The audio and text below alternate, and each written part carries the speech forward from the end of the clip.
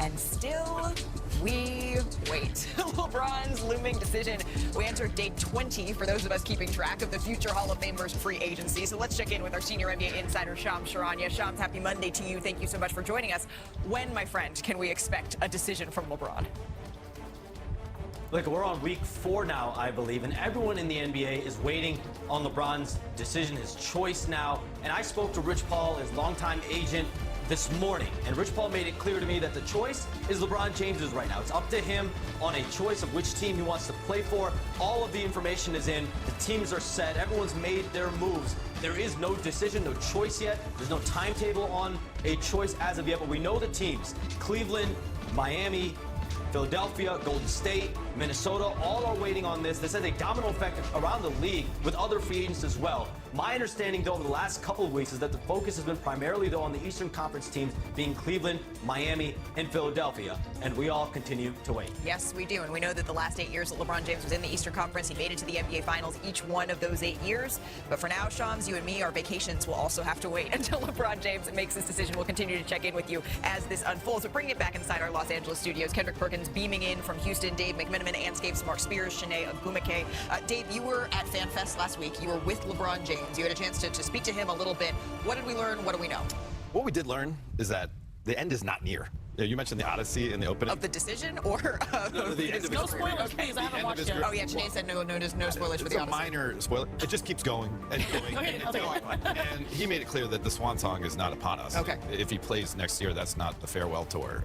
He compared himself to Bruce Springsteen and the Rolling Stones as artists who still tour 50, 60 years since they first hit the charts with their records. And so that's one thing we learned in terms of what team he's going to play for. He continued to keep it close to the vest.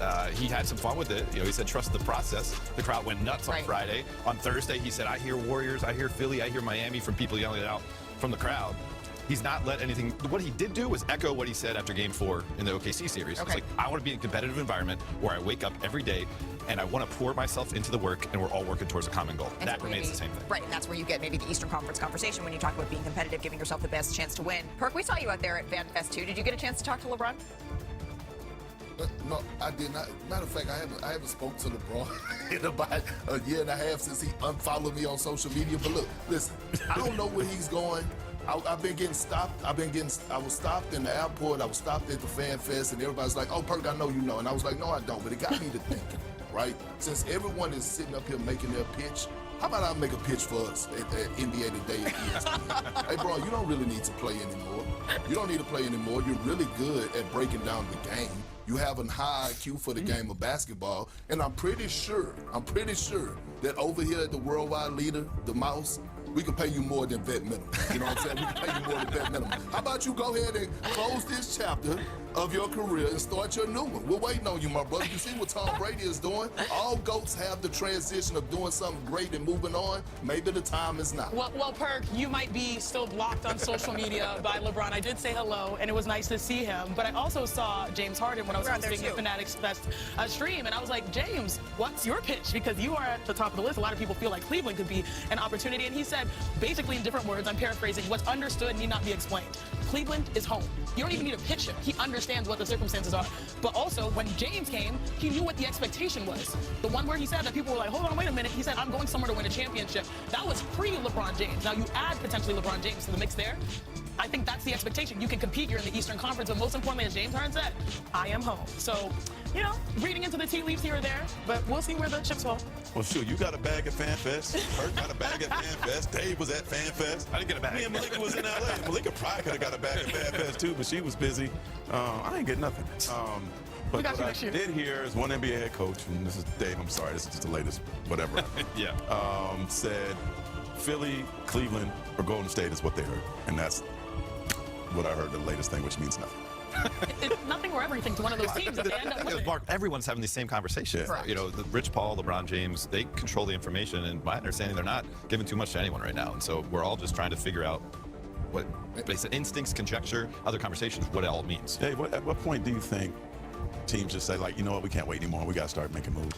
Didn't Golden State, this is no offense to Al Horford, didn't Golden State wait until like October for Al Horford last year? Like, teams could wait that long. I hope it doesn't, but I think teams would wait.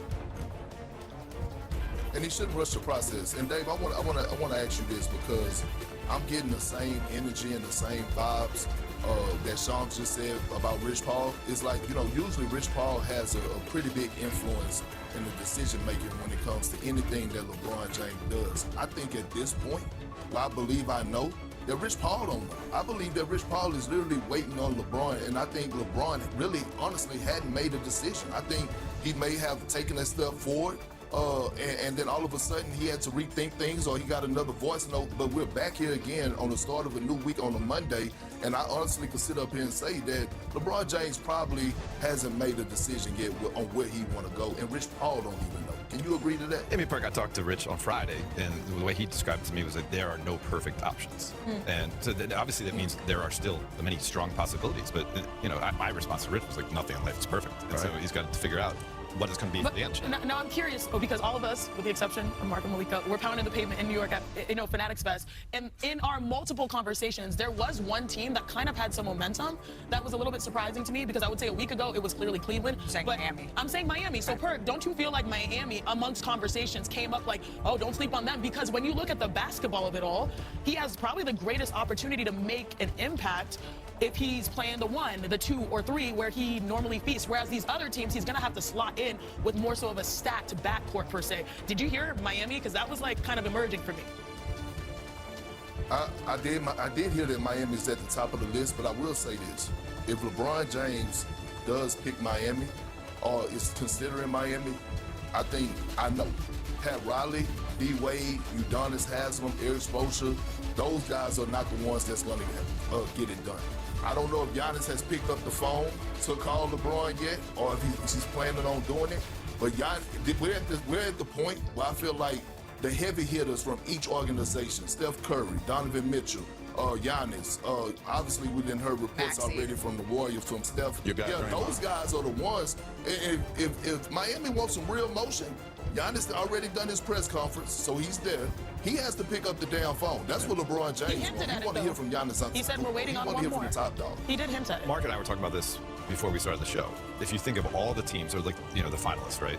Of all the players on all those teams, who would be the best single teammate that LeBron could team up with right now? And you'd probably say Giannis, 31 years old, 2-time MVP, and plays both ends. And obviously he's had some injury stuff, and Steph is an all-time great, but Steph's 5 years older than Giannis is. Sure. Best fit? It seems like the best fit might be Minnesota, but it seems like that when we're looking at the Eastern Conference, should we do it? Should we make a proclamation right here, right now?